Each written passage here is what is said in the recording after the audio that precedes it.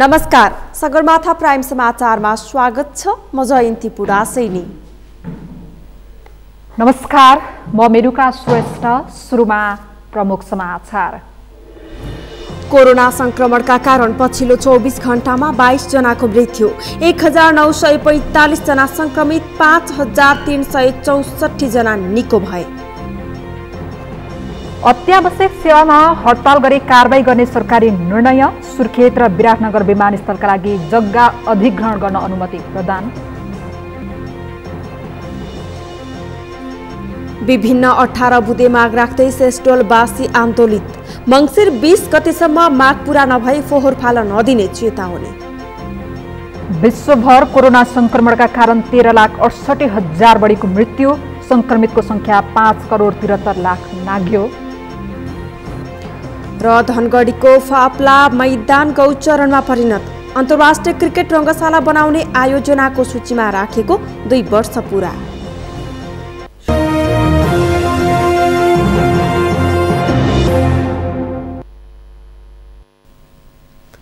Sagarmatha prime समाचार अब विस्तारमा। कोरोना संक्रमणका कारण पछिल्लो 24 घण्टामा 22 जनाको मृत्यु भएको छ। स्वास्थ्य तथा जनसङ्ख्या मन्त्रालयले जनाए अनुसार कोरोना संक्रमणका कारण पछिल्लो 24 घण्टामा मृत्यु हुनेको संख्या 22 पुगेको हो। यो सँगै हालसम्म मृत्यु हुनेको कुल संख्या 1298 पुगेको छ। त्यसैगरी पछिल्लो 24 घण्टामा 1945 जनामा कोरोना संक्रमण पुष्टि भएको छ। यो सँगै हालसम्म संक्रमितको संख्या 2,16,965 पुगेको छ। त्यस्तै देशभर सक्रिय संक्रमितको संख्या 24,665 रहेको छ। त्यसैगरी पछिल्लो 24 घण्टामा 5,364 जना कोरोना संक्रमणबाट मुक्त भएका छन्। यो सँगै हालसम्म निको हुनेको संख्या 1,91,002 पुगेको छ। त्यसैगरी पछिल्लो 24 घण्टामा 10,340 जनाको PCR परीक्षण भएको छ, जस अनुसार हालसम्म 16,43,879 जनाको PCR परीक्षण सम्पन्न भएको छ। हालसम्म 24,665 जना आइसोलेसनमा छन् भने 753 जना क्वारेन्टिनमा छन्। नेपालमा अत्यावश्यक सेवा सञ्चालनमा हडताल गरी सरकारले कारबाही गर्ने भएको छ। मन्त्री परिषदको बैठकले आवश्यक सेवा सञ्चालन ऐन 2014 को दफा 3 को 1 मा रहेको अत्यावश्यक सेवा सञ्चालनमा हडताल गर्न नपाइने व्यवस्थाको सूचना नेपाल राजपत्रमा प्रकाशन गर्ने निर्णय गरेको हो।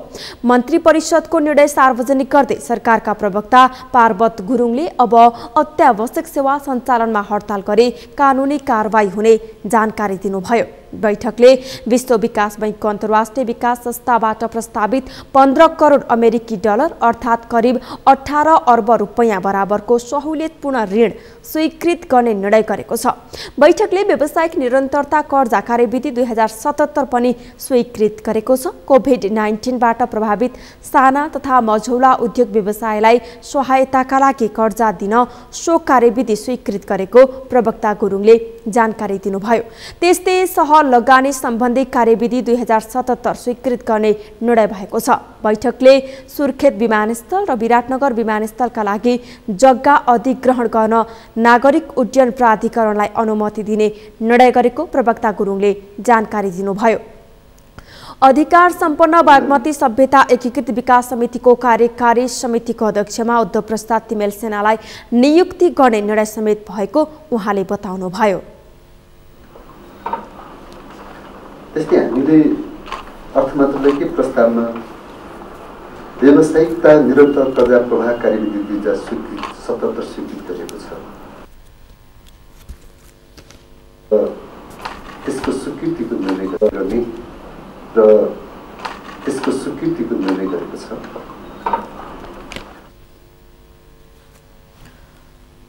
मन्त्री परिषदले गैरकानुनी रूपमा लामो समयसम्म नेपालमा बसोबास गरिरहेका अस्ट्रेलियन नागरिक मार्क लेस्ली डेनगेटलाई नेपालबाट निष्कासन गर्ने निर्णय गरेको छ। त्यस्तै गैरकानुनी रूपमा लामो समय नेपालमा बसोबास गरिरहेका यमनका 2 जना नागरिकलाई पनि नेपालबाट निष्कासन गर्ने निर्णय सरकारले गरेको छ।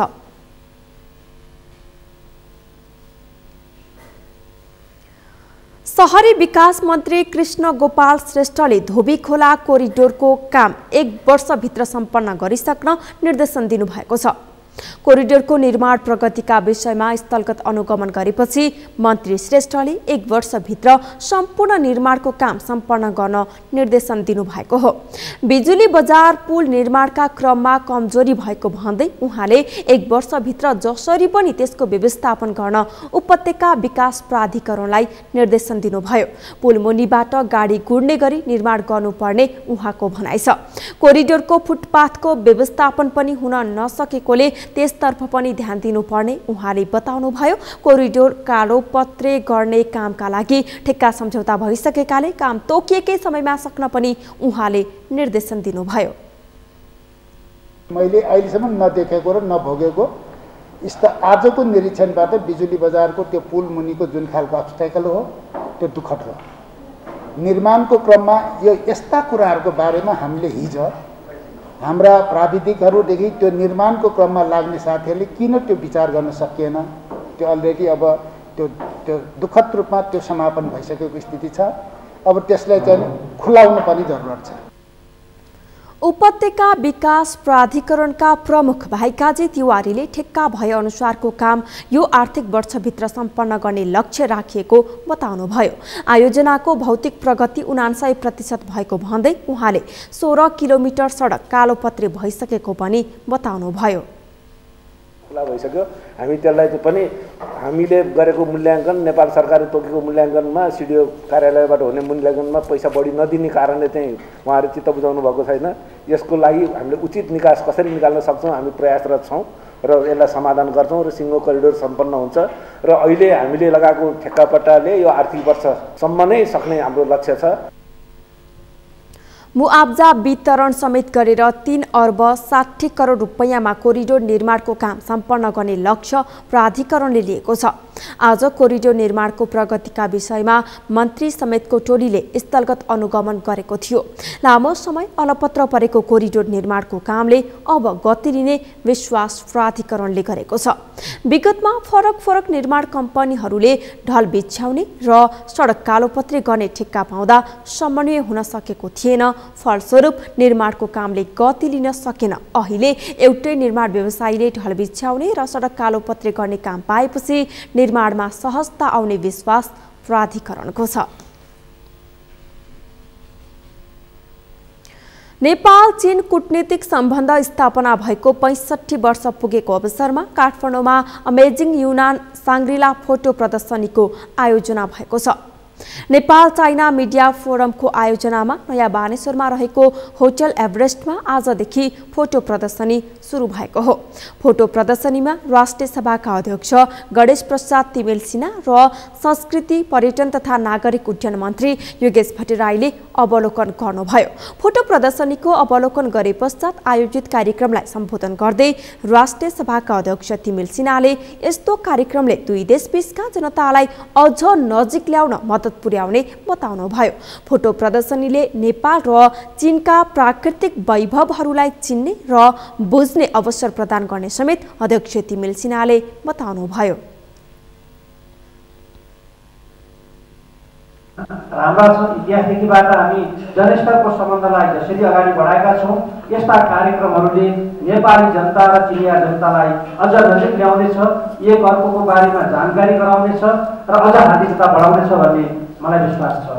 र यस्तो कार्यक्रमहरूको आयोजना गर्दा यसको साथसाथै नेपाल एउटा प्राकृतिक सुन्दरताले भरिएको देश, चीन त्यहाँको प्राकृतिक सुन्दरता, त्यहाँको विकासको वैभवहरू एक आपसमा हामीले सिक्ने बुझ्ने र खास गरी नेपाल अहिलेको कोभिड-19 को कारणले जुन अप्ठ्यारो स्थितिमा परिरहेको छ, अन्यथा हामी अगाडि नै भर्खर वर्षको यो अन्त्यमा आइपुगेका हुनेछौँ। कार्यक्रममा संस्कृति पर्यटन तथा नागरिक उड्डयन मन्त्री योगेश भट्टराईले यस्तो कार्यक्रमले दुई देशबीचको पर्यटनको प्रवर्धनमा सघाउ पुग्ने बताउनुभयो। त्यस्तै नेपालको पर्यटन क्षेत्रमा चिनिया पक्षबाट उल्लेख्य सहयोग पुग्ने विश्वास समेत व्यक्त गर्नुभयो। यो नेपाल भ्रमण वर्षलाई हामी स्थगित गरेका छौँ। मलाई विश्वास छ आगामी वर्षमा फेरि हामी हाम्रो दुई देशबीचको पर्यटन र मानिसहरूको आवत जावत सहज हुँदै जानेछ र नेपालको पर्यटन क्षेत्रमा चिनिया पक्षबाट उल्लेख्य सहयोग हुने विश्वास हामीले गरेका छौँ। हामीलाई थाहा छ झन्डै 15 करोड चिनियाहरू विदेश घुम्न निस्किनुहुन्छ। त्यसको एउटा निश्चित हिस्सा पक्कै पनि नेपालमा उहाँहरूले घुम्ने र नेपालको प्रकृति र संस्कृतिसँग साक्षात्कार गर्ने कुरामा हामी आशावादी छौँ। कूटनीतिक सम्बन्ध स्थापना भएको वर्षगाँठको अवसरमा दुवै देशको सांस्कृतिक पहिचान झल्किने विभिन्न कार्यक्रम आयोजना गर्ने तयारी भए पनि कोभिड-19 संक्रमणको जोखिमका कारण सम्भव हुन नसकेको नेपाल चाइना मिडिया फोरमका अध्यक्ष किशोर श्रेष्ठले बताउनुभयो। सांस्कृतिक फोटो प्रदर्शनीमा नेपाल र चीनको सम्बन्ध झल्काउने तस्बिरहरू राखिएका छन्। फोटो प्रदर्शनी मङ्सिर 11 गतेसम्म चल्नेछ। 10 वर्षभन्दा लामो गृहयुद्धलाई अन्त्य गर्दै तत्कालीन नेकपा माओवादी र सरकारबीच विस्तृत शान्ति सम्झौता भएको 14 वर्ष बितेको छ। 2063 मा आजकै दिन तत्कालीन प्रधानमन्त्री गिरिजाप्रसाद कोइराला र माओवादी अध्यक्ष पुष्पकमल दाहालले शान्ति सम्झौतामा हस्ताक्षर गरेका थिए। विस्तृत शान्ति सम्झौताको मुख्य कार्यभार संविधान सभा मार्फत नयाँ संविधान निर्माण, माओवादी लडाकुको व्यवस्थापन, संक्रमणकालीन न्याय र आर्थिक सामाजिक रूपान्तरण थियो। विस्तृत शान्ति सम्झौताको मूल उपलब्धि शान्ति प्रक्रिया रहे पनि संक्रमणकालीन न्याय र आर्थिक सामाजिक रूपान्तरण भरे काम हुन सकेको देखिँदैन। केशव शर्माको रिपोर्ट। तत्कालीन 7 राजनीतिक दल र माओवादी बीच विस्तृत शान्ति सम्झौता भएको 14 वर्ष पुगेको छ। 2063 मङ्सिर 5 गते तत्कालीन प्रधानमन्त्री गिरिजाप्रसाद कोइराला र माओवादी अध्यक्ष पुष्पकमल दाहालले शान्ति प्रक्रियामा हस्ताक्षर गरेसँगै नेपालमा 1 दशक लामो सशस्त्र द्वन्द्वको अन्त्यको घोषणा गरिएको थियो। विस्तृत शान्ति सम्झौताको मुख्य कार्यभार संविधान सभा मार्फत नयाँ संविधान निर्माण, माओवादी लडाकुको व्यवस्थापन, संक्रमणकालीन न्याय र आर्थिक सामाजिक रूपान्तरण थियो। शान्ति सम्झौताले निर्धारण गरेका लक्ष्यमध्ये 5 वर्ष अगाडि संविधान सभा मार्फत संविधान निर्माण भइसकेको छ। यसैगरी 8 वर्ष अघि नै माओवादी लडाकुको समायोजन तथा व्यवस्थापनको काम पनि सम्पन्न भइसकेको छ। तर बहिर्गमनमा परेका लडाकुले अन्याय भएको र राहत नपाएको गुनासो अझैसम्म पनि गरिरहेका छन्। यही सम्झौताले तत्कालीन नेकपा माओवादीलाई शान्तिपूर्ण राजनीतिमा आउन र सरकारमा सहभागी हुन बाटो खुलेको थियो। अहिले तत्कालीन नेकपा माओवादी तत्कालीन नेकपा एमालेसँगको एकतापछि सरकारमा सहभागी छ। तर शान्ति सम्झौतामा उल्लेख भएको आर्थिक सामाजिक रूपान्तरणको भने सङ्केत देखिएको छैन। त्यसो त शान्ति सम्झौतामा हस्ताक्षर भएको 14 वर्षपछि पनि संक्रमणकालीन न्यायको क्षेत्रमा उपलब्धि शून्य जस्तै छ। 2052 फागुनदेखि सुरु भएको द्वन्द्वको क्रममा तत्कालीन राज्य पक्ष र माओवादीबाट भएको मानवाधिकार उल्लङ्घनको छानबिन गरी सत्य पत्ता लगाउने र दोषीलाई कारवाही गर्ने काममा प्रगति हुन सकेको छैन। शान्ति सम्झौता भएको 14 वर्षसम्म पनि द्वन्द्व पीडित सत्य र न्यायको प्रतीक्षा गरिरहेका छन्। 2063 साल मङ्सिर 5 गतिको विस्तृत शान्ति सम्झौता नेपालको शान्ति प्रक्रियामा कोसीढुङ्गा मान्ने गरिएको छ। गणतन्त्रको स्थापना, जननिर्वाचित संविधान सभाबाट नेपालको संविधान निर्माण र हिंसाको अन्त्य विस्तृत शान्ति सम्झौतामा उल्लेखनीय उपलब्धिहरू हुन्। यद्यपि नेपालको राष्ट्रियता, अर्थतन्त्र तथा जनजीवनमा हाल सकारात्मक परिवर्तन भने हुन सकेको छैन। त्यसो त शान्ति सम्झौताको 6 महिनामा सक्ने भनिएको संक्रमणकालीन न्यायको काम अझै सकिएको छैन। जानी जानी ढिलो गरिएको शान्ति प्रक्रियाको एउटा मूल पाटो टुङ्ग्याउन जरुरी छ। यसो हुन सके शान्ति प्रक्रियाले सार्थकता पाउनेछ। भूतपूर्व ब्रिटिस गोर्खाहरूले नेपाल सरकारले दिँदै आएको सामाजिक सुरक्षा भत्ता कटौती नगर्न सरकारलाई आग्रह गरेका छन्। देशका अन्य नागरिकहरूले पाए जस्तै आफूहरूले पनि सामाजिक सुरक्षा भत्ता पाउने नागरिक अधिकार भएकाले भत्ता कटौती नगर्न आग्रह गर्दै उनीहरूले अर्थमन्त्री विष्णु पौडेल समक्ष ज्ञापन पत्र बुझाएका हुन्। भारत, बेलायत र सिङ्गापुर लगायतका देशमा आफ्नो आधा जीवन बिताएर देशको अर्थतन्त्र उकास्न गरेको योगदानको सम्मान गर्नुपर्ने उनीहरूको भनाइ छ। ब्रिटिस गोर्खाहरूले गरेको योगदानको अपमान हुने गरी सामाजिक सुरक्षा भत्ता कटौती गरी अरूलाई जस्तो दोहोरो सुविधा लिएको भन्नु गलत भएको भूतपूर्व ब्रिटिस गोर्खा सत्याग्रह संयुक्त सङ्घर्ष समितिका सचिव पुष्पा राणा घलेले बताउनुभयो। नेपाली नागरिकको हैसियतले उहाँले जुन भत्ता सामाजिक सुरक्षा भत्ता पाउनु भएको थियो त्यो चाहिँ खोसिएको, एकदम उहाँले निराश हुनुभएको देखेर मलाई चाहिँ साह्रै दुःख लाग्यो र हामी नेपाल सरकारसँग यो निवेदन पनि गर्न चाहन्छौँ। त्यो चाहिँ निरन्तरता होस् भन्ने चाहिँ चाहन्छौँ। नेपाल सम्भवतः 2052 सालतिर तत्कालीन प्रधानमन्त्री मनमोहन अधिकारीको सरकारले नेपालका ज्येष्ठ नागरिक सम्मानित नागरिक भएको भनी छुट्याएको सामाजिक सुरक्षा भत्ताको अधिकार हामी भूतपूर्व गोर्खा सैनिकहरू पनि नेपाली नागरिक भएको नाताले यसको हिस्सेदार स्वतः हुनेमा निर्विवादित छ। उनीहरूसँगको भेटमा अर्थमन्त्री विष्णुप्रसाद पौडेलले सामाजिक सुरक्षा भत्ता पाउने अधिकार सबै नागरिकको भएको बताउनुभयो। अन्य किसिमको सरकारी सुविधा पाउने व्यक्तिले सामाजिक सुरक्षा भत्ता नपाउने व्यवस्थाका कारण ब्रिटिस गोर्खाहरूले समेत भत्ता कटौती भएको प्रति सरकारको ध्यानकर्षण भएको पनि अर्थमन्त्री पौडेलले बताउनुभयो। अब कहिले पनि ज्ञापन पत्र बोकेर सरकारको ढोका ढकढकाउनु पर्ने अवस्था अथवा सडकमा जानुपर्ने अवस्था नआउने गरी समस्याको समाधान गरिने प्रतिबद्धता समेत अर्थमन्त्री पौडेलले व्यक्त गर्नुभयो। फेरि ज्ञापन पत्र बोकेर मन्त्री प्रधानमन्त्रीको निवासमा वा कार्यालयमा धाउन नपर्ने गरी वा हाम्रा मागहरू पुरा भएनन् भनेर यहाँहरूले सडकमा गएर दबाब दिन निम्ति सडकमा जान नपर्ने गरी यो समस्याको समाधान गर्नुपर्छ भन्ने पक्षमा स्वयं प्रधानमन्त्री हुनुहुन्छ र हामी पनि छौँ। म यहाँहरूको अनुभूति यहाँहरूको अभिव्यक्तिलाई मैले राम्रोसँग चाहिँ ग्रहण गरेको छु।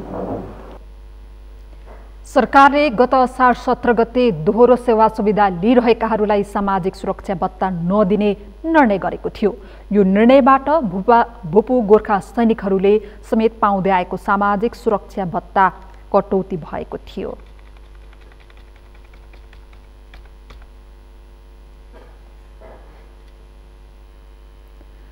सिन्धुपाल्चोकको मेलम्ची नगरपालिकाले आफ्नै भवनबाट सेवा सुरु गरेको छ।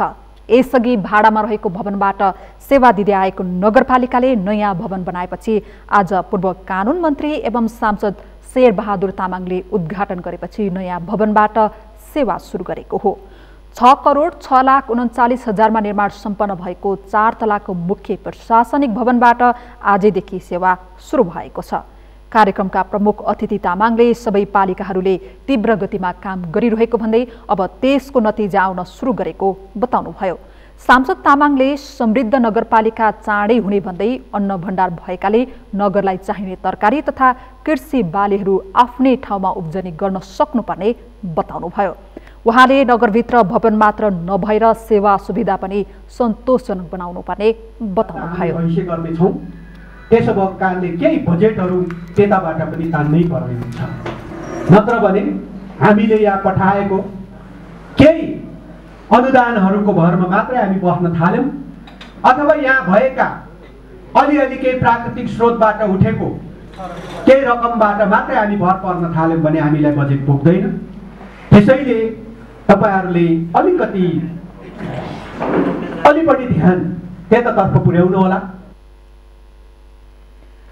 कार्यक्रममा मेलम्ची नगरपालिकाका प्रमुख डम्बर अर्यालले नगरपालिकाको भवन मात्र होइन अब सबै वडा कार्यालयको भवन पनि क्रमशः उद्घाटन गर्दै जाने बताउनुभयो।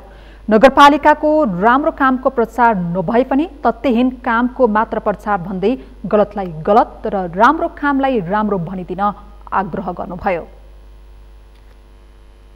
म हाम्रा कार्यपालिकाका साथीहरूलाई यही साक्षी राखेर भन्न चाहन्छु कि हामीले 2 करोड पनि चुक्ता गरेका छैनौँ।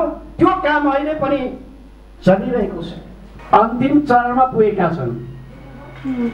1 नम्बर 2 नम्बर 5 नम्बर 5 नम्बर अलिकति ठेकदारले काम गर्न ढिला गरिरहेको छ र हामी छिट्टै 2 नम्बर वडाको वडा कार्यालय भवन 1 महिनाभित्र हामी उद्घाटन गर्ने गरी हामी कामलाई अगाडि बढाइरहेका छौँ। नगरपालिकाको 4 तले भवनमा 25 वटा कोठा रहेका छन्। भवनलाई अपाङ्ग मैत्री बनाइएको छ भने सुविधा सम्पन्न सभा हल, बैठक हल लगायतका संरचनाले व्यवस्थित बनाइएको छ। कार्यक्रममा एसईईमा मेलम्ची नगरपालिकाबाट उत्कृष्ट नतिजा ल्याउने तेस्रे माध्यमिक विद्यालयलाई सम्मान गरिएको थियो।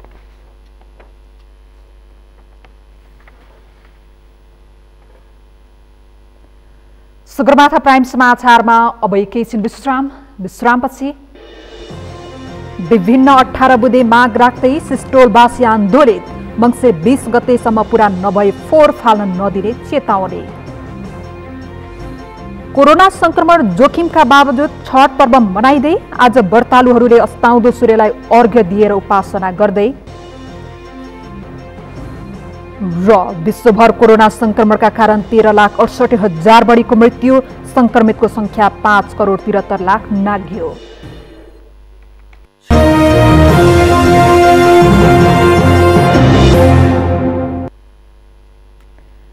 विश्रामपछि सगरमाथा प्राइम समाचारमा स्वागत छ। अब बाँकी समाचार।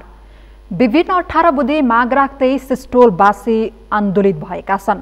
शिक्षा, स्वास्थ्य, सडक लगायत विकास निर्माण गर्नुपर्ने 18 बुँदे माग मङ्सिर 20 गतेसम्म पूरा नभए फोहोर फाल्न नदिने स्थानीयहरूले चेतावनी दिएका छन्। एक रिपोर्ट। वैज्ञानिक ढङ्गबाट फोहोर मैला व्यवस्थापन गर्नुपर्ने, मानव स्वास्थ्यको पूर्ण ग्यारेन्टी सहित जीवन बीमा गर्नुपर्ने, विकास निर्माणका काम जनताले भने अनुसार तत्काल सुरुवात गर्नुपर्ने उनीहरूको माग छ। जग्गा अधिग्रहण राजनैतिक दलका सीमित व्यक्तिको आधारमा प्रभावित क्षेत्रभित्र हुनुको औचित्य पुष्टि गर्नुपर्ने, ऋणाष्टको आधारमा प्रभावित क्षेत्र घोषणा हुनुपर्ने स्थानीयको माग छ। स्थानीय दिनेश कार्कीले बन्चरे डाँडामा ल्यान्डफिल्ड साइड फोहोर फाल्न तयारी अवस्थामा रहे पनि आफ्ना मागहरू पूरा नभएसम्म फाल्न नदिने बताए। जनताका न्यूनतम मागहरू समेत पूरा नगरी फोहोर फाल्ने तयारी भएपछि आफूहरू आन्दोलित भएको उनको भनाइ छ। बासिन्दाहरूको धेरै ठुलो मागहरू छैन, एउटा सामान्य माग छ हैन। जुन तरिकाबाट एउटा स्वस्थ वातावरण भएको हराभरा खोला नालाहरू डाँडा काँडा भएको ठाउँमा राज्यले जुन तरिकाबाट फोहोर फालिसकेको छ, यसलाई तपाईँको एउटा तरिकाबाट प्रदूषित बनाइसकेको छ हैन। त्यसलाई चाहिँ हामीले फोहोर मैला यहाँ फालिसकेपछि सबैभन्दा मेन माग भनेको चाहिँ हाम्रो फोहोर मैलाको सही तरिकाबाट व्यवस्थापन होस् र यसबाट निस्किने फोहोर मैलाको गन्ध लगायत यो लिचेडले यहाँको स्थानीय बासिन्दालाई असर नगरोस्, सरकारले सम्बोधन गरोस् भन्ने चाहिँ यस ठाउँको बासिन्दाको। यातायात, शिक्षा, स्वास्थ्य, पशु बिमा, बाली बिमाको तत्काल व्यवस्था गर्नुपर्ने, विकास निर्माणका लागि 16 वर्षदेखि विनियोजन भएको रकमको हिसाब किताब गर्नुपर्ने, 80 शय्याको अस्पताल तत्काल निर्माण गर्नुपर्ने माग पनि सिस्टोलवासीको रहेको छ। वातावरणलाई विगतमा जस्तै प्राकृतिक ढङ्गमा कायम गर्नुपर्ने र फोहोरको प्रभावबाट मानिस, पशु पक्षी, बोट बिरुवा सुरक्षित हुने ग्यारेन्टी गर्नुपर्ने स्थानीयहरूको भनाइ छ।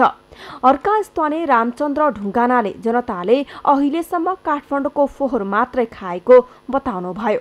स्थानीयहरूको व्यवस्थापन नहुँदासम्म फोहोर फाल्न नदिने उहाँको भनाइ छ। जनताले के पाए भन्ने कुरा हामीलाई अहिलेसम्म चाहिँ हामीले खाएको फोहोर मात्रै हो होइन। उतापट्टि फोहोर फाल्यो, अव्यवस्थित भयो, अब नगरपालिकाले के गर्यौँ, यति दियौँ उति दियौँ भनेर चाहिँ के दियो हामीले अहिलेसम्म त्यसको केही पनि पाइरहेका छैनौँ। त्यही भएर त्यो अवस्थामा त्यो सिसिटोलमा फोहोर फाल्दै 15 गतेबाट यही एरिया तपाईँहरूले देखिहाल्नुभयो होइन। यही ठाउँमा चाहिँ फाल्नको लागि भनेर सरकारले घोषणा गरिसकेको छ। त्यसको लागि चाहिँ अब हामी जनताहरूले यत्रो पिर मर्का भोग्दै पनि अझ यहाँको चाहिँ जनताको गुनासोहरू नसुनिकन उनीहरूले फोहोर ल्याएर फाल्न दिनु हुँदैन। हामी यसको लागि रोक्छौँ, हामी विरोध गर्ने हो। उनीहरूले हिजो गरेका सहमति केही पुरा गरेका छैनन्। हामीलाई कि फोहोर चाहिँदैन, कि फोहोर ल्याउने हो भने हामी जनताहरूलाई पनि यहाँबाट उठाउनुपर्छ भन्ने हाम्रो। स्थानीयले फोहोरबाट निस्कने लिचड पदार्थको उचित व्यवस्थापन हुनुपर्ने पनि बताएका छन्। मङ्सिर 20 गतेसम्म आफ्ना माग पूरा गर्न अल्टिमेटम दिँदै स्थानीयहरूले मानव बसोबास रहित फोहोर मैला व्यवस्थापन गर्दै जग्गा अधिग्रहण गर्नुपर्ने पनि बताएका छन्। फोहोर मैला व्यवस्थापन भएको ठाउँमा विस्फोट नहुने ग्यारेन्टी गर्नुपर्ने उनीहरूको माग छ। ककनी गाउँपालिका वडा नम्बर 3 का वडा अध्यक्ष घनश्याम बजगाईले फोहोरमा राजनीति नगर्न आग्रह गरे। काठमाडौँ महानगरले आफूहरूमाथि मानवीय व्यवहार नगरेको भन्दै उनले आक्रोश पोखे। यो फोहोरको विषयमा गम्भीरतापूर्वक लाग्न र हामीलाई मानवको व्यवहार गर्न पाठ सिकाउने जिम्मेवारी उहाँको हो। त्यो नगरपालिकालाई मानवीय व्यवहार, यहाँका जनतालाई मानवीय व्यवहार गर्न सिकाउने जिम्मेवारी उहाँको हो। यहाँ फोहोर मैला यहाँ आयो भने हामीलाई खबर नगरिकन आउँछ, हामीले भेट्नै पाउँदैनौँ। त्यसका बजेट चाहिँदैन कि हामीलाई, बजेट चाहिने होइन, तर चाहिँ यहाँको जनताले शान्ति तरिकाले बाँच्न पाउने अधिकार चाहियो। बागमती प्रदेशका सांसद बद्री मैनालीले बस्ती भएको ठाउँमा फोहोर फाल्ने निर्णय नै गलत भएको बताए। फोहोर र मान्छे एकै ठाउँमा बस्न नसक्ने भएकाले यसको उचित व्यवस्थापन गर्नुपर्ने उनको भनाइ छ। मेरो त अझ पनि के मान्यता छ भने अझ उचित ठाउँ खोजेर यो फोहोर चाहिँ तपाईँको यहाँबाट हटाउनुपर्छ। फोहोर चाहिँ यो चाहिँ तपाईँको यो काठमाडौँको बस्तीको बिचमा चाहिँ राख्न हुँदैन भन्ने मेरो मेरो खास व्यक्तिगत धारणा भन्ने त्यो चाहिँ मान्यता हुन्थ्यो। तर राज्यको खर्बौँ रुपियाँ लगानी भइसकेको छ, त्यतातिर पनि हामीले विचार गरिदिनु पर्ने हुन्छ। त्यसरी सोच्ने हो। तर मेरो चाहिँ मूल चाहिँ मैले चाहिँ व्यक्तिगत हिसाबले चाहिँ भन्ने हो भने यो ठाउँमा फोहोर चाहिँ विसर्जन गर्नु हुँदैन। यो ठाउँमा होइन, यो भेल्नु हुँदैन। राज्यले दूरदराजमा लगेर चाहिँ त्यो चाहिँ फोहोरको व्यवस्थापन गर्नुपर्छ भन्ने मेरो मूल मान्यता। लामो समयदेखि काठमाडौँ उपत्यकाको फोहोर सिस्टोलमा व्यवस्थापन गरिँदै आएको छ। पछिल्लो समय सिस्टोल क्षेत्र भरिएपछि बन्चरे डाँडामा व्यवस्थापन गर्ने गरिएको छ। स्थानीयको स्वास्थ्यमा गम्भीर असर पर्ने गरी फोहोर व्यवस्थापन गर्ने गरिएको भन्दै स्थानीयले लामो समयदेखि समस्या समाधानका लागि आवाज उठाउँदै आएका छन्। आज छठ पर्वको मुख्य दिन अस्ताउँदो सूर्यलाई अर्घ्य दिएर मनाइएको छ। कार्तिक शुक्ल चतुर्थीदेखि सप्तमीसम्म मनाइने छठको आज मुख्य दिन हो। भोलि बिहान उदाउँदो सूर्यलाई अर्घ्य दिएपछि छठ समापन हुने गर्दछ।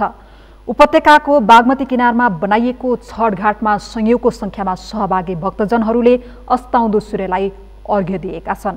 यो वर्ष कोरोना भाइरस संक्रमण जोखिमका कारण ठूलो संख्यामा मान्छेहरू भेला नहुन सरकारले आग्रह गरेको थियो। उखुको लात्रा र केराको घडीसहित पूजा सामग्री लिएर भक्तजनहरू अस्ताउँदो सूर्यलाई अर्घ्य दिन नदी किनारमा जाने गर्छन्। आज रातभर नदी किनारमा बनाइएको पालमुनि जागराम बसेर बिहान उदाउँदो सूर्यलाई अर्घ्य दिने परम्परा रहेको छ। बिहान स्नान गरी चोखो नितो गरेर बसेका व्रतालुले भोलि उदाउँदो सूर्यलाई अर्घ्य दिएर यो पर्व समापन गर्छन्। छठ पर्व मनाएमा मनोकांक्षा पूरा हुने, छाला एवं आँखामा रोग नलाग्ने धार्मिक विश्वास रहेको छ। कोरोनाको कहरका बीच अस्ताउँदो सूर्यलाई अर्घ्य दिँदै भक्तपुरमा छठ पर्व मनाइएको छ। केही वर्ष यता भक्तपुरका कमल विनायक पोखरी लगायत विभिन्न स्थानमा हर्षोल्लासका साथ छठ पर्व मनाउने गरिएको छ। विशेषतः तराई क्षेत्रमा धुमधामका साथ मनाइने यो पर्व हाल सूर्यको पूजा आराधना गरी भक्तपुरमा पनि मनाइने गरिएको छ। कोरोनाका कारण यस वर्ष केही भक्तजनहरू मात्र व्रत बसे पनि विगतमा जस्तो पोखरी सजी सजाउ भने गरिएको छैन। सामाजिक सद्भाव एवं एकताको पर्वको रूपमा छठ पर्वले तराई मात्र नभएर पहाडमा पनि विस्तारित रूप लिइरहेको छ। आज अस्ताउँदो सूर्य र भोलि सप्तमीमा उदाउँदो सूर्यलाई अर्घ्य दिएपछि विधिवत रूपमा छठ पर्व समापन हुने गरेको छ।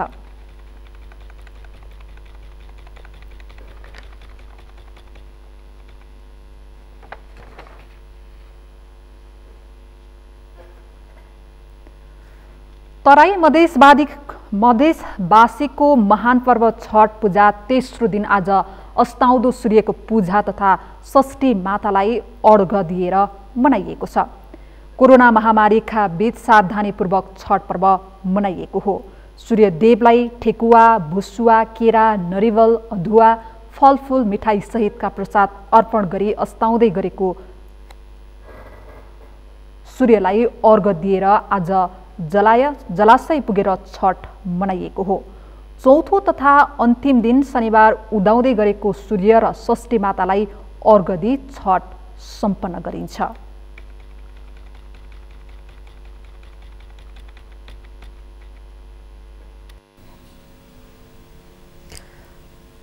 कोरोना भाइरसको महामारीका कारण झापामा भने यस वर्ष छठ पर्वको रौनक घटेको छ। यसअघि मधेसी र पहाडी समुदायले संयुक्त रूपमा भव्य रूपमा मनाउने छठ पर्व कोरोना भाइरसको महामारी फैलिने त्रासले जिल्ला प्रशासनको आह्वानपछि सामान्य र व्यक्तिगत रूपमा मनाइएको हो। यसअघि जलाशयमा घाट निर्माण गरी बेहुली झैं सजाएर रातभर घाटमै जागराम बसी मनाइने छठ पर्व यसपटक घर आँगनमा कुण्ड बनाई पूजा आजा गरी मनाइएको हो। प्रशासनको आग्रह अनुरूप नै धेरैले घर घरमै छठ पूजा गरेपछि झापाका नदी तलाउहरूमा छठको रौनक खासै नदेखिएको हो। खोला, ताल, पोखरी, नदी गई स्नान गर्दा संक्रमण फैलिन सक्ने भएको हुँदा नदी, खोला, पोखरी, तालमा गई पण्डाल बनाई पूजाआजा गर्ने कार्य नगर्न भन्दै प्रशासनले सूचना जारी गरेको थियो। यद्यपि केही नदीहरूमा भने भक्तजनहरू जम्मा भएर छठ पूजा गरेका छन्। झापाको मेची नदी, कन्काई नदी, वेरिङ्गी नन्दा लगायतको नदीमा गत वर्षहरूको तुलनामा यस वर्ष नगण्य संख्यामा मानिसहरूको उपस्थिति रहेको थियो। प्रशासनको सूचनाको आधारमा यस वर्ष जिल्लाको मेची, निन्दा, हडिया, विरिङ, देउनिया, कमल, कन्काई, अदुवामाई र रतुवा लगायतका नदी तथा खोलाहरू सुनसान प्राय देखिएका छन्। अघिल्ला वर्षहरू यी नदीमा छठ पूजामा आउने 15 दिन अघि नै धुमधामका साथ तयारी गरेको भए पनि यस वर्ष नदी, खोला तथा पोखरीहरूमा कुनै चहल पहल छैन।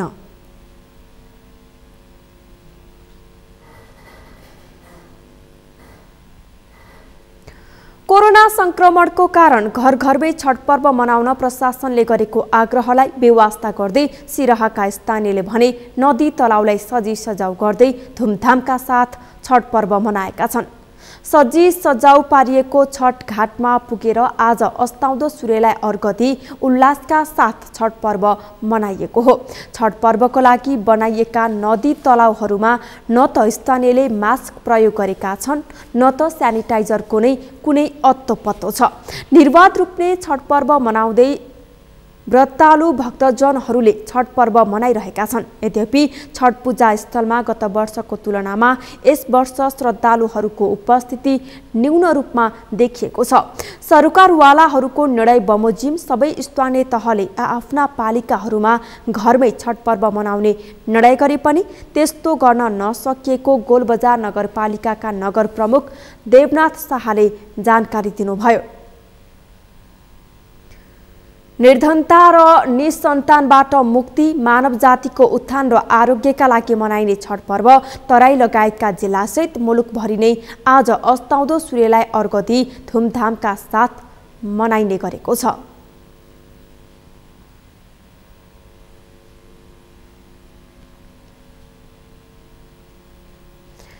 जाजरकोटको खलङ्गा 5 काठिया सडकको ट्र्याक खोलेको 13 वर्ष पूरा भएको छ। तर सधैँ हिउँदोमा धुलाम्बे अनि वर्षामा हिलाम्बे हुने सडकका कारण शास्ति खेप्न बाध्यता भने हट्न सकेको छैन। खलङ्गा 5 काठिया 23 किलोमिटर सडकको स्तरोन्नति नहुँदा कुशे र बारेकोट गाउँपालिकाका स्थानीय जोखिम र हैरानी सहित सडक प्रयोग गर्न बाध्य छन्। जाजरकोटबाट बद्री पन्तको रिपोर्ट। खलङ्गादेखि कुचे गाउँपालिकाको 5 काठियासम्मको 23 किलोमिटर सडकको स्तरोन्नति 13 वर्षसम्म पनि हुन सकेको छैन। सडक सुधार नहुँदा कुसे र बारेकोट गाउँपालिकावासी सधैँ शास्ति खेपिरहेका छन्। कुसे गाउँपालिका र बारेकोट गाउँपालिकाका बासिन्दालाई आवाज जावातमा शास्ति मात्र भएको छैन, दैनिक उपभोग्य वस्तु ढुवानीमा समेत समस्या हुने गरेको छ। सडकको अवस्था यतिसम्म नाजुक भएको छ कि मोटरसाइकल समेत पार गराउने समेत मुस्किल हुने गरेको छ। अब यो शास्ति र समस्या त अत्यन्तै छ, धेरै गाह्रो छ विषय। यो राङ्सीको बाटो धेरै वर्ष भयो, अब यसलाई चाहिँ धेरै पैसा पनि खर्च भइसक्यो। यसको चाहिँ अब सरकारवालाहरूको ध्यान आकर्षण किन पनि हुँदैन, किन के भएको छ, कहाँ गएर अड्किया छ कुराकानी। यहाँका 5 काठियावासी मात्र नभएर यो सम्पूर्ण बारेकोट गाउँपालिका र कुसे गाउँपालिकाको र नलगार नगरपालिका सबैको मुख्य मानिने यो एउटा ढोकाको रूपमा रहेको 5 काठिया पनि तपाईँको 20-22 किलोमिटर मात्र लामो हो यो। र यसमा तपाईँको हामीले ढुवानीकै कुरा गर्ने हो भने तपाईँको 6 रुपियाँ 7 रुपियाँ प्रति केजी ठोस माल पनि 5 काठियासम्म आउने गर्छ र फुलचौलीसम्म या माथिसम्म त 9-10 रुपियाँ लाग्छ। एकदम गाह्रो छ। अब त्यत्तिकै अब ल्याउनै पनि गाह्रो छ। 7 वर्ष जति भयो रोड ट्र्याक ओपन भएको भने अहिलेसम्म जस्ताको तस्तै छ। जिपै बल्ल बल्ल आउँछन्, गाडी ठुला गाडीको त के। अब सामान ढुवानीमा झन् धेरै गाह्रो छ। अब सरकारवालाको या नगरपालिकाको पनि ध्यान नगरेको भन्नुपर्छ। अब मानु 5 काठियादेखि कुसे गाउँपालिकासम्म, कुसे गाउँपालिका यो एरियाभरि सडक एकदमै राम्रो छ भने यता यो भेरी नगरपालिकाको क्षेत्रमा एकदमै लाजमर्दो छ। बाइकैसम्म पनि चाहिँ लिन सकिँदैन। करोडौं बजेट खर्च गरेर निर्माण गरेको खलङ्गा 5 कटिया सडकमा 6 महिना पनि यातायात सञ्चालन हुने अवस्था छैन। सडकको ट्र्याक खुलेकै 1.5 दशक पुग्न लाग्दा स्थानीयले यातायातको सुविधा पाउन सकेका छैनन्। सडक यातायात सञ्चालन नहुँदा दुर्गम गाउँमा खाद्यान्नका साथै दैनिक उपभोग्य वस्तुको ढुवानीमा समस्या भएको स्थानीयको भनाइ छ। यो बाटोको विषयमा झन्डै 12-13 वर्ष भयो यो ट्र्याक ओपन भएको। अहिलेसम्म केही सुधार नआउँदाखेरि यहाँ हामी कुशे गाउँवासीलाई समग्रमा एकदमै अप्ठ्यारो भइरहेछ। यो खलङ्गादेखि पाँचकाट्टेसम्मको बाटोलाई निरन्तरता नदिएको कारणले हामीलाई एकदमै शास्ति गर्नुहुन्छ। बाइक नै कुदाउन एकदमै गाह्रो छ, अब गाडी त झनै गाह्रो छ। सम्बन्धित निकायको चरम लापरवाहीले सडकको स्तरोन्नतिका लागि उठेको नागरिक आवाजको सुनवाई हुन सकेको छैन। कुशे गाउँपालिकाका अध्यक्ष हरिचन्द्र बस्नेतका अनुसार सडकको कन्त बिजोक अवस्था बनेर स्थानीयले वर्षौंदेखि दुःख पाए पनि जिम्मेवार निकायले वास्ता गरिरहेका छैनन्। सडकको दुरावस्थाले दैनिक उपभोग्य वस्तुको मूल्य र गाउँपालिकाको विकासमा समेत समस्या देखिएको छ। तथापि यो बाटोको अवस्था जस्ताको तस्तै छ। यहाँसम्म यसले सकभर त चाहिने सम्बन्धित सरकारवालाहरूले यो बाटोको ट्र्याक चेन्ज गर्नुपर्ने देखिन्छ। तथापि हामीले विभिन्न बेला पनि सुझाव दिने गऱ्यौँ। सुझावले पनि खास काम गर्न सकेन अथवा चाहिँ यसलाई हाम्रो कुरा सुनाइ हुन सकेन। त्यसैले यो प्रवेशद्वार चाहिने एकदम बेला बेला जीर्ण अवस्थामा रहिराख्ने भएको हुनाले कुशे गाउँपालिकाका विकास लगायतका अरू सम्पूर्ण नागरिकहरूलाई चाहिँ प्रभाव पारेको छ। एक त सडकको अवस्था नै ध्वस्त भएर बिग्रिएको छ, त्यसमाथि दर्जनौं स्थानमा घुम्ती तथा मोडमा ग्रेडिङ नमिल्दा सडकमा यातायात सञ्चालन गर्न नै कठिन अवस्था छ। पर्यटन र कृषि उत्पादनका हिसाबले महत्त्वपूर्ण मानिएको सडकको छिटो स्तरोन्नति गर्नुपर्ने स्थानीयको माग छ। तर सडकले खलङ्गादेखि पाँचकाटिया, प्याङ, ब्याउली ढुङ्गा र बारेकोट गरी दुवैतिरबाट जुम्ला जोड्ने भए पनि अहिलेसम्म 12 महिना यातायात सञ्चालन हुने समेत अवस्था बनेको छैन। सडक बनाउने र अलपत्र छाडिने कुराले स्थानीयलाई जोखिम मात्र बनाएको छैन, राज्यको सम्पत्ति समेत बर्बाद भइरहेको छ। सगरमाथा टेलिभिजनका लागि जाजरकोटबाट बद्री पन्तको रिपोर्ट। पृथ्वी राजमार्गको करिब 72 किलोमिटर खण्ड तनहुमा पर्दछ। राजमार्गले छोएका कारण तनहुलाई सुगम पहाडी जिल्लाका रूपमा राखिए पनि तनहुका अधिकांश ग्रामीण क्षेत्रका बासिन्दा भने अझै पनि आधारभूत पूर्वाधारको पहुँचमा पुग्न सकेका छैनन्। कतिपय गाउँ त अहिले पनि विद्युत नपुगेका कारण अँध्यारोमा बस्नु पर्दा छोरालाई बिहे बारीका लागि समेत बुहारी नपाउने समस्यामा छन्। तनहुबाट नारायण खड्काको रिपोर्ट। सरकारी स्तरमा सुगम पहाडी जिल्लाको सूचीमा रहेको तनहु जिल्ला पृथ्वी राजमार्गको 72 किलोमिटर क्षेत्र समेटिएको जिल्ला पनि हो। तर पक्की सडकको पहुँच र राष्ट्रिय प्रसारण लाइनको अभावमा घिरिङ गाउँपालिका भने विद्युत सेवा उपभोग गर्न सङ्घर्ष गरिरहेको छ। त्यसैले तनहुको दक्षिण पश्चिममा रहेको घिरिङ गाउँपालिकाका बासिन्दालाई विद्युत सेवा उपलब्ध गराउने लक्ष्यका साथ गाउँपालिकाले उज्यालो घिरिङ अभियान चलाएको छ। अहिलेसम्म राष्ट्रिय प्रसारण लाइनको विद्युत सेवा उपभोग गर्नबाट वञ्चित रहेका घिरिङका बासिन्दालाई यही मङ्सिर महिनाभित्रसम्म सबैको घरमा विद्युत लाइन जडान गर्ने गरी गाउँपालिकाले विद्युतीकरणको कामलाई तीव्रता दिएको हो। विद्युत नहुँदा टुकी बत्ती, मैनबत्ती र केहीले सौर्य ऊर्जाको सहारा लिँदै आएका छन्। तर अब भने स्थानीयको घर घरमा विद्युतीकरण गर्ने कार्यक्रम अन्तिम चरणमा पुगेको घिरिङ विद्युतीकरण उपभोक्ता समितिले जनाएको छ। पहिला जिल्ला विकास हुँदै विद्युत प्राधिकरणको केन्द्रीय कार्यालयदेखि पनि यसलाई सरसर आएको। 1200-1300 घर त होला हाम्रो गाउँपालिकामा। त्यो मध्ये 500 घर जति बाँकी छ। त्यो पनि थोरै अलिअलि मर्मत समारका कुराहरू मात्रै बाँकी छन्। आधारभूत रूपमा त्यसका संरचनाहरू तयार भइसकेका छन्। गत आर्थिक वर्षमा नै घर घरमा बत्ती बाल्ने गरी उज्यालो अभियान सञ्चालन गरिए पनि भौगोलिक विकटताका साथै कोरोना कहरको चपेटामा पर्दा काम ढिलो भएको हो। गाउँपालिकाका केही गाउँमा विद्युत लाइन जडानको काम मात्र बाँकी रहेकाले यही मङ्सिर महिनाभित्र गाउँपालिकाका सबै घरमा विद्युत लाइन जडान गर्ने तयारी गरिएको छ। सीमाना जोडिएका छिमेकी जिल्ला स्याङ्जा, पाल्पा, नवलपुरका गाउँ बस्तीमा बत्ती बलेको उज्यालो हेर्दै बसेका रहेका घिरिङका बासिन्दा अहिले घर घरमा विद्युतका तार मिटर बक्स जडान गरिसक्दा नै निकै खुसी देखिएका छन्। सौर्य बत्तीले उज्यालो दिने भए पनि जाडो मौसममा घाम नलाग्दा काम नगर्ने, मोबाइल चार्ज गर्न नपाउने, टेलिभिजन हेर्न नमिल्ने तथा कुटानी पिसानी लगायतका अन्य काम समेत गर्न नपाएका घिरिङवासी राष्ट्रिय प्रसारण लाइनको विद्युत उपभोग गर्न पाउँदा खुसी भएका हुन्। गाउँमा विद्युत नहुँदा छोराको विवाह गर्न समेत केटी नपाउने गरेको तीतो अनुभव घिरिङवासीसँग छ। यहाँ बहिनीमा बत्ती नै आएन भन्दाखेरि यहाँ स्याङ्जामा बोल्ने, अब यो त परासिया बोल्ने, यो तनहुको टुप्पो। पहिला त गजरकोट थियो, अहिले त अब घिरिङ भयो। यहाँकालाई त छोरी पनि नदिने भइसक्यो। त्योभन्दा बहिनी इन्दाकसम्म बत्ती नआठा के छोरी दिने भन्यो एकजनाले। त्यस्तोसम्म परिस्थिति आएको थियो, त्यसबाटसम्म अब हट्यो भन्नु पर्यो। विद्युत आएपछि अब मोबाइल चार्ज गर्न दुःख भएको थियो घाम नलाउँदा। अब जाडोमा घामै लाउँथेन, मोबाइल चार्ज गर्न कता कता डुलाउनु पर्थ्यो। अहिले मोबाइल चार्ज भए, अब खाना पकाउनु सजिलो भए, पानी तताउन क्यार्न यताउति धेरै सुविधा भए बिजुली आएपछि। अँधेरो घर पनि उज्यालो भए। बालबालिका पढाइ अब यसो फ्री हुँदा टिभी हेर्न पाएँ। सोलरले तान थिएन घाम नलाउँदा, अब फ्री हुँदाखेरि टिभी हेर्न पाएँ।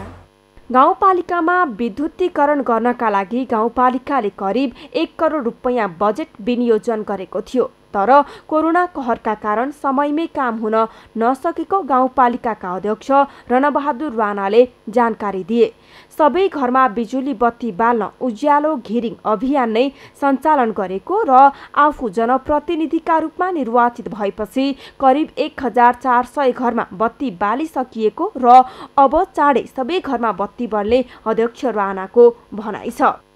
र अहिलेसम्म हामीले लगभग 7-8 करोड चाहिँ बजेट चाहिँ घिरिङ गाउँपालिकाले विद्युतको लागि विनियोजन गरिसक्यौँ र अहिले घिरिङ गाउँपालिकामा करिब 90% बत्ती बलिसकेको छ र अहिले 10% बत्ती बाल्न बाँकी छ।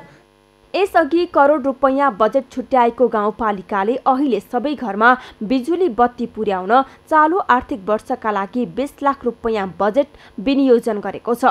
तनहुँ हाइड्रोले पनि विद्युतीकरणमा सहयोग गर्दै आएको छ। गाउँपालिकाको नयाँटार, गडौली, सुन्धारा, भन्टारा लगायत केही गाउँ बस्तीमा विद्युत लाइन विस्तारको काम भइरहेको छ। विद्युत प्राधिकरण तनहुँको कार्यक्षेत्रभित्र रहेका करिब 95% क्षेत्रमा विद्युत पहुँच पुगेको छ। तनहुँका सबै पालिकामा विद्युत पुगेको भए पनि भित्री क्षेत्रमा छरिएर रहेका केही बस्तीमा अझै विद्युत सेवा पुग्न सकेको छैन। विकासको स्वाद सबैलाई चखाउँदै आधुनिकताको उपभोग गर्न सबैलाई विद्युतीकरणको पहुँचमा ल्याउन आवश्यक छ। सगरमाथा टेलिभिजनका लागि तनहुँबाट नारायण खड्काको रिपोर्ट। सगरमाथा प्राइम समाचारमा एकैछिन विश्रामपछि विश्वभर कोरोना संक्रमणका कारण 13,68,500 बढीको मृत्यु, संक्रमितको संख्या 5,73,85,000 नाग्यो र धनगढीको फाप्ला मैदान गौचरणमा परिणत अन्तर्राष्ट्रिय क्रिकेट रङ्गशाला बनाउने आयोजनाको सूचीमा राखेको 2 वर्ष पुरा।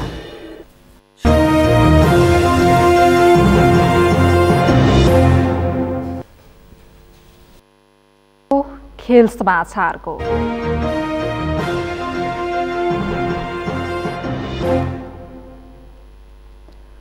सुदूरपश्चिम प्रदेश सरकारले धनगढीको फाप्ला मैदानलाई अन्तर्राष्ट्रिय क्रिकेट रङ्गशाला बनाउने गरी प्रदेश गौरवको आयोजनाको सूचीमा राखेको 2 वर्ष बितिसकेको छ।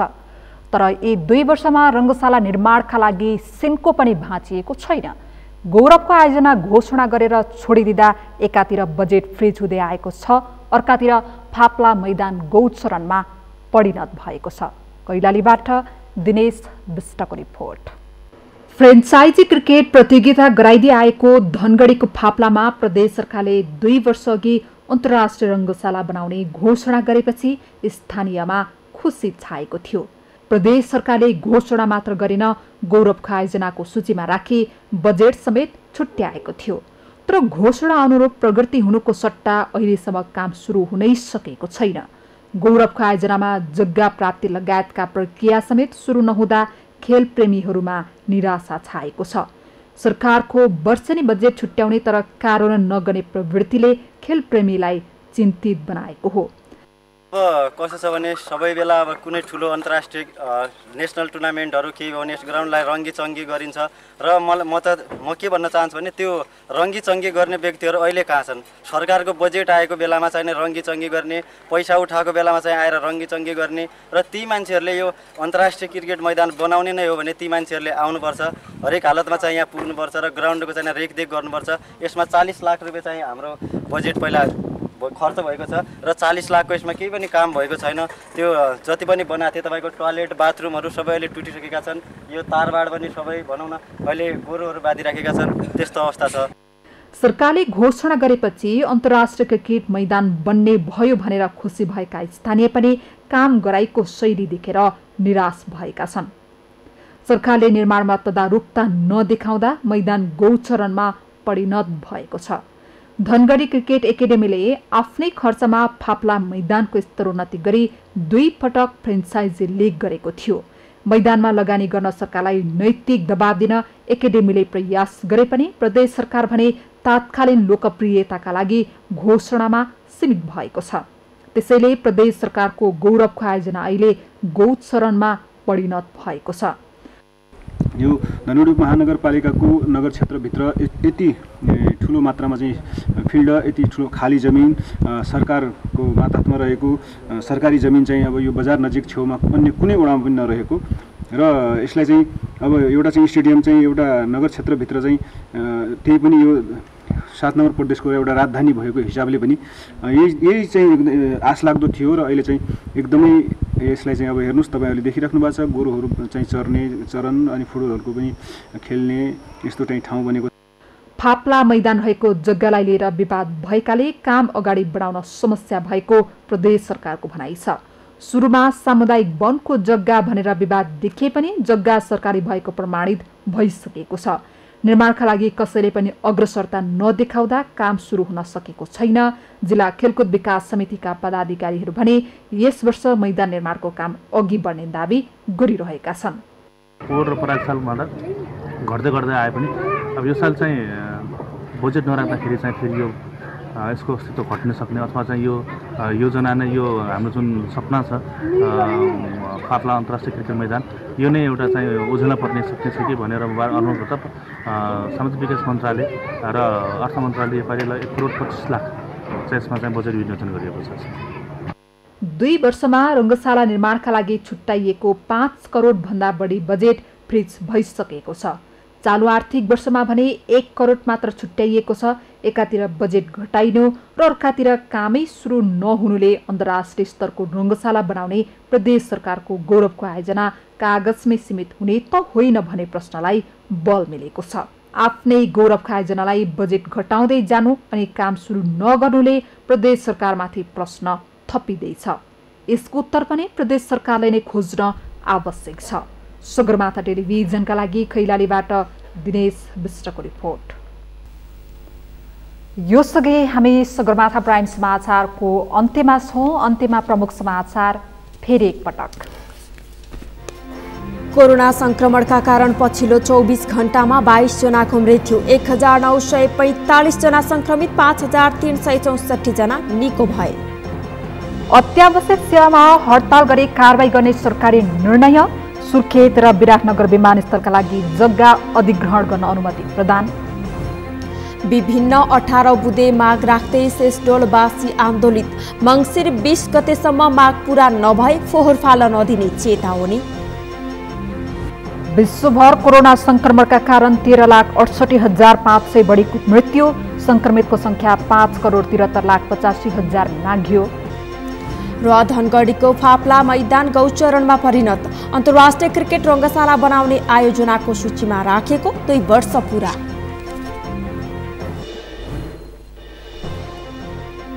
हवस् त सगरमाथा प्राइम समाचार अहिलेलाई सकियो। तपाईँ समाचार बुलेटिनका साथै सगरमाथा टेलिभिजनका सम्पूर्ण कार्यक्रम www.sagarmatha.tv मा पनि पढ्न र हेर्न सक्नुहुनेछ। साथै युट्युबमा youtube.com/sagarmatha.tv नेपालमा हेर्न सक्नुहुनेछ। साथै तपाईँ हामीलाई फेसबुकमा पनि facebook.com/stv नेपालमा फलो गर्न सक्नुहुनेछ। समाचारको शिखर, नेपालको गौरव, नेपालको पहिलो न्युज च्यानल सगरमाथा टेलिभिजन हेर्दै गर्नुहोला। नमस्कार।